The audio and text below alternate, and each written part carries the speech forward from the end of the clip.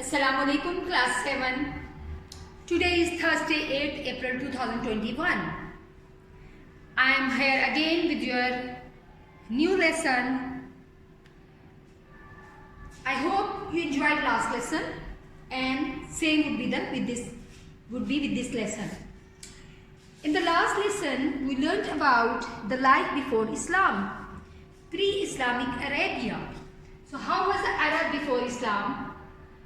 How were the people? What was their pre-Islamic Arab?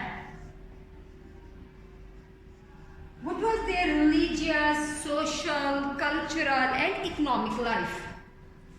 As far as religion is concerned, we know they were polytheists, means they used to worship more than one god or the goddess. When it comes to their economic life, they were traders, and because of the main position of the Makkah, they have developed trade routes with far east, west, north and south. They used to trade even with the Indian subcontinent in that time and used to trade silk and spices with subcontinent. Then we talked about their social and cultural life. The privileged tribes and the persons, they used to oppress the poor. People used to support their tribes no matter they are right or the wrong. And the selling of men and women was very common. They were sold like goods. And there were no rights for the women and the kids.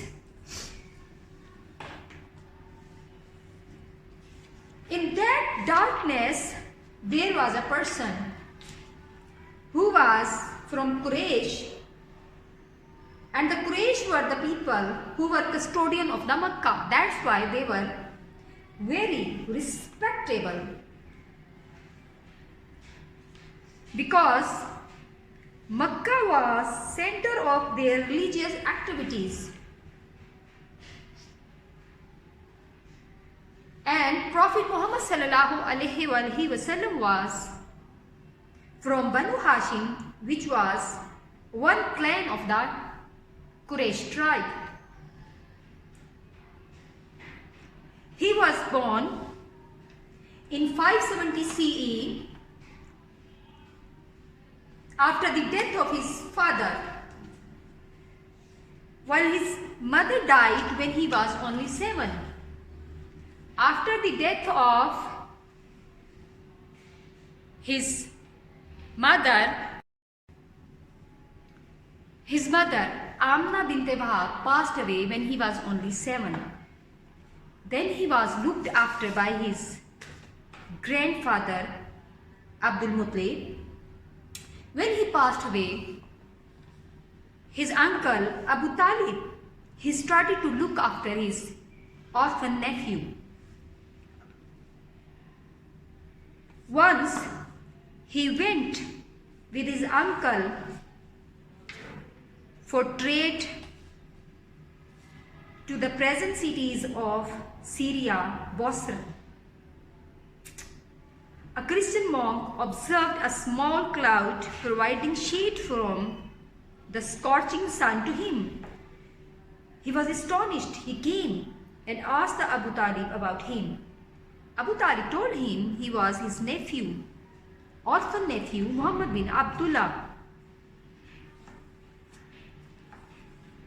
He was married to Hazrat Khatija, who was wealthy widow lady of the Makkah, and he had been working for her. She was impressed by his loyalty, honesty. and she became the first person to embrace Islam as well. Then we learned about the first revelation of the Quran. Prophet Muhammad sallallahu alaihi wasallam didn't like the common practice of worshipping more than one god or the goddess. He used to go to the mountain in Cave Hira to meditate, and then he used to come back. Once in the year 610 CE, while he was meditating in Cave Hira, and he was 40 years old, when an angel came and asked him to read, he refused to read.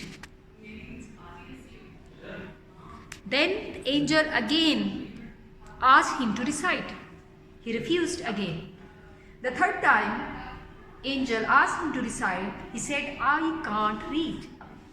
Then he told the Prophet ﷺ first verses of the Holy Quran.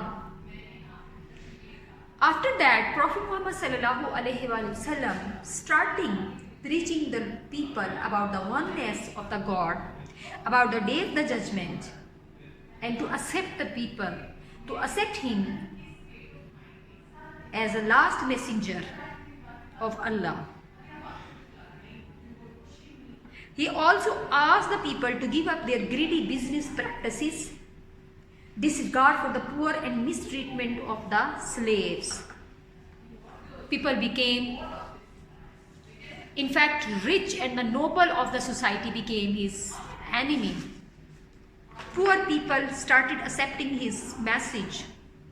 With the passage of time, his message was spreading. More and more people were accepting his da'wah.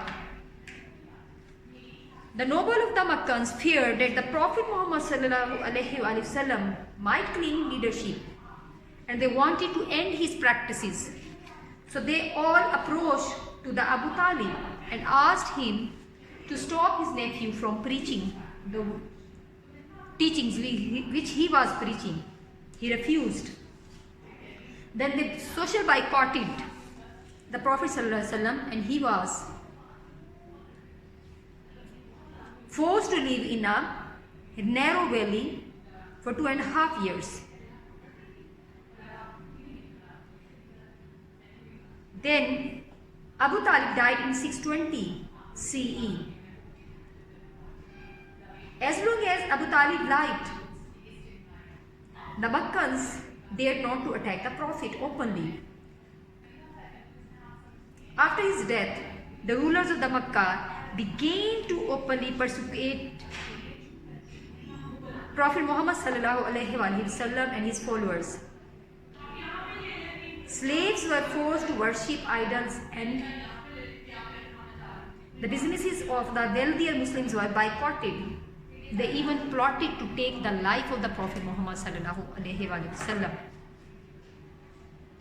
In 622 CE, after months of extreme condition, extreme persecution of the Muslims, the Prophet Muhammad ﷺ and his companions migrated from Mecca. Now we will start his life after migration. We will read about his life after migration. And this year is marked as the beginning of the Islamic calendar as well. He migrated to the Yathrib, which later came Medina. In fact, Medina to Nabi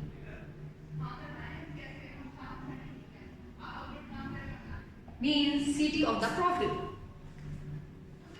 The small band of the Muslim migrants were welcomed by the people of the Yathrib.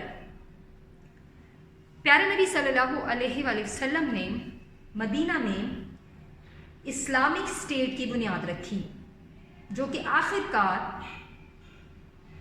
became the center of Islam in the Arabian Peninsula. वहाँ पर उन्होंने सबसे पहली मस्जिद called Quba construct की. Quba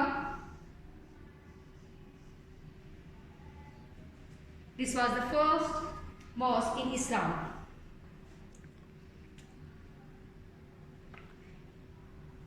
His participation in the construction of this mosque reinforced his teaching about the equality of all human beings. Many of the powerful tribes began to accept either the message of Islam or the political authority of the Prophet Muhammad sallallahu alaihi wasallam. Medina में क़याम के पहले साल उन्होंने एक कानून बनाया जिसकी वजह से यस्रब के बहुत से कबाइल की आपस की जंग ख़त्म हुई। बरसों से जारी जंग ख़त्म हुई। बावजूद इसके कि यस्रब में large Jews and Christian communities भी आबाद थीं, Yasrib was gradually transformed into a Muslim city.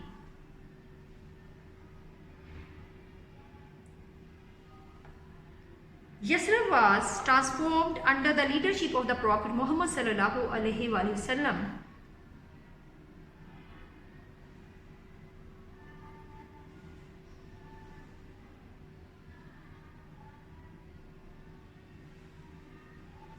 This change is due to the genuine trust the different tribal chiefs placed in the Prophet Muhammad sallallahu alaihi wasallam authority. उन्हें यकीन था कि किसी भी मामले में प्यारे नबी सल्लल्लाहु अलैहि वसल्लम इंसाफ फरमाएंगे, उनके साथ जुल्म नहीं होगा। यहाँ पर प्यारे नबी सल्लल्लाहु अलैहि वसल्लम ने मुकामी मुसलमानों और मुहाजिर मुसलमानों के दरमियान मुआक़ात कायम की।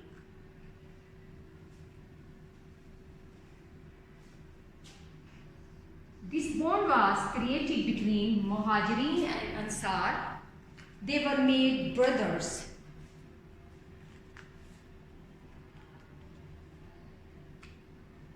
The Muslims who had migrated from the Makkah had left their material belongings behind. They had the issue of how to settle in a new city with no resources. So, Prophet ﷺ did not want them to become a burden on their hosts. Prophet ﷺ called the migrants as Muhajirin and local as the Ansar and made them brothers. So they proved to be real brothers in the later life. Prophet sallallahu alaihi wasallam separated the Islam. He fought the battles and eventually, after 10 years of stay in the Medina, he was at last winner. And when he won the Makkah, from where he was sent out, he cleared the house of the Allah of the idols, and by doing so symbolized the end of the idol worship. Then he displayed great generosity by granting a general amnesty to everyone, even those who had committed grave crimes against the Prophet ﷺ, his family and his followers. इस मौका पर a great number of the people converted to Islam, and many leaders of the Arab tribe also came to the Prophet ﷺ to embrace the Islam. Then 632 CE, during the Islamic month of the Zilhajj, the Prophet ﷺ gave his final sermon in the Makkah. For Muslims then and now, it is the message of the Allah. He said, "O people, listen to me in earnest, worship Allah, say your 5-day daily prayers, fast during the month of the Ramadan, and give your wealth in zakat.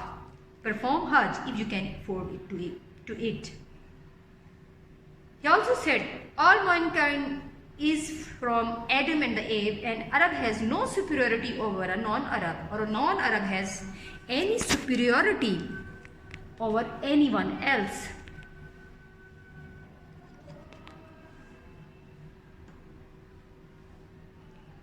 And Muslims are a brother to every Muslim, and the Muslims constitute one brotherhood. Nothing shall be lawful to a Muslim which belongs to a fellow Muslim unless it was given freely and willingly. The Prophet Muhammad sallallahu alaihi wasallam passed away the same year, after uniting the entire Islamic community and Ummah. So this was all about the coming of the Islam. We learned about pre-Islamic Arabs. Then we learned about the personality of the Prophet ﷺ. Then we learned about his teachings and the behavior or the reaction of the Makkans about the Prophet ﷺ teachings. And then how he was migrated and why he was migrated to the Medina. And what happened in the Medina. And then how he conquered the Makkah. And he forgave all of his enemies. Then the last sermon of his life on the Zilhajj, where he declared that all the human beings are equal and they are from Adam and the Eve.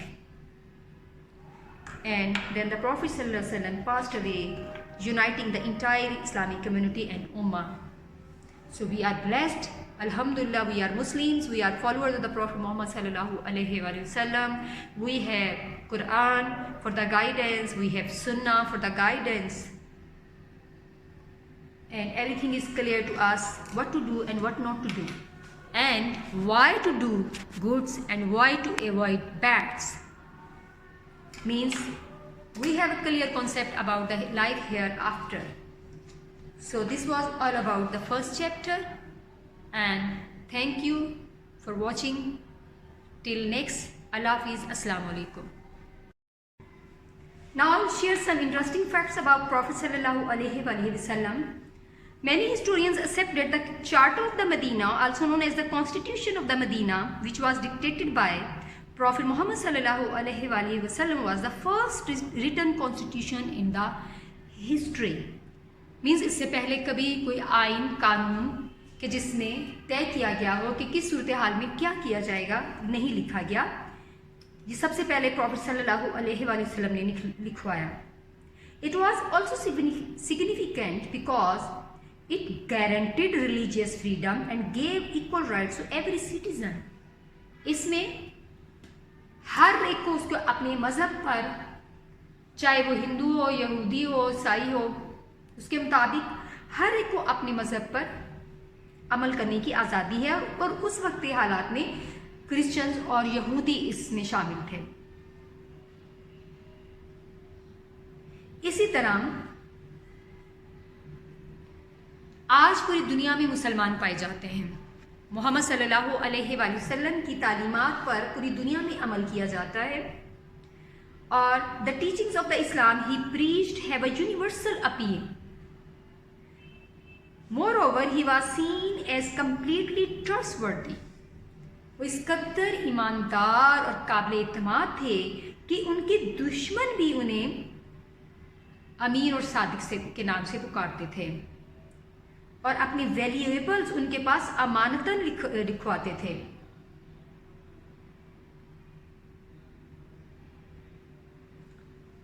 Profit Mohammad सल्लल्लाहु अलैहि वसल्लम खुद बहुत सादा जिंदगी गुजारते थे और जब वो दुनिया से गए तो उनके पास इतना खाने के लिए भी काफ़ी नहीं था और वो दुनिया में जाते हुए कोई भी दुनियावी मालो दौलत नहीं छोड़ के गए.